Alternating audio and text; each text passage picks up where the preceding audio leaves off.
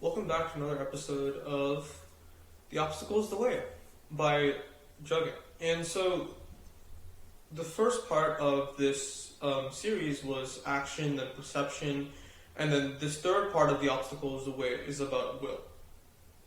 And so, just as a quick reminder, The Obstacle is the Way is a book about overcoming, perceiving, and acting upon the obstacles that are in your way and making sure that the obstacle or the thing that stands in your way becomes the way.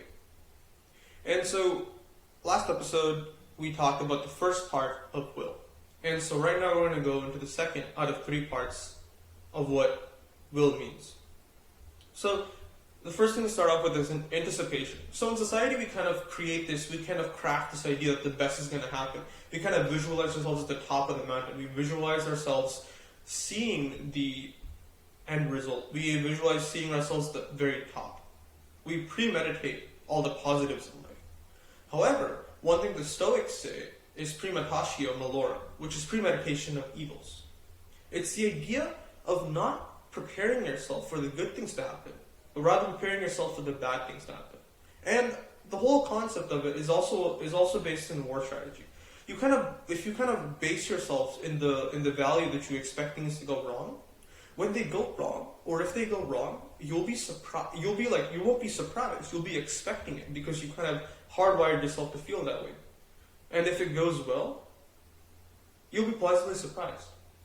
So as opposed to seeing everything as the most positive results happening and getting really sad when it doesn't go through that way, better to see things as the worst possible outcome. And then you will be happy if it ends up going well. Because if the thing is, always be prepared for disruption and always work it into your plans. Always have a backup. Always have a way to move forward from where you were before. And even if nothing can be done, even if you cannot move forward and if you don't have a backup plan, just manage your expectations. Because we have to make concessions for what we cannot control, for the world around us. Because a lot of things, as much as we'd like to admit it or not, we are dependent on a lot of things around us. We are dependent on a lot of other people around us for things to happen. And the only guarantee that you can have for yourself is that things are going to go wrong. And it always gets worse before it gets better. One of the more interesting saying that a lot of sailors or a lot of people who use this kind of imagery or analogy say is that the storm, it blows the hardest, or the storm hurts the most before the sun comes out. Or it's like the storm always blasts the heaviest before it disappears. And so it's always important to understand that you should be ready for the worst to happen, but do not let it plague your mind. Just keep it as a thought or anticipation, and just be happy when it doesn't go wrong. And so the next thing is the art of acquiescence. So constraints, similarly to how you cannot control everything, constraints are also present in life.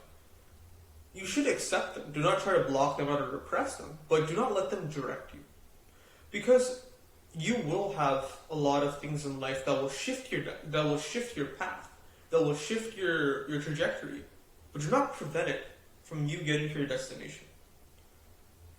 You don't have to necessarily like something. You don't necessarily have to like a part of your life for you to master or take advantage of it. Sometimes things are necessary evils you must include as a part of your life. You just have to accept it and continue moving. The art of acquiescence.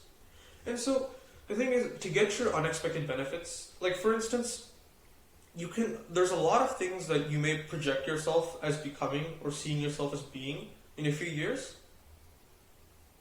But there are a lot of things that you can see in hindsight that you did not predict yourself becoming, right? So to get these unexpected benefits, to get these things that you do not expect yourself to manifest, there are going to be unexpected costs. There are going to be things that you must go through that you're not expecting to go through for you to get these unexpected benefits and these different happinesses you didn't expect to get in the first place. You just have to accept and trust in your future self to be robust and resilient, to handle whatever you need to handle. And if you cannot handle it, you can't do anything about it anyway. If you just look at the big picture and fight the war instead of the battle, your acceptance is enough to move forward towards your goal. Remember that indifference is not a weakness.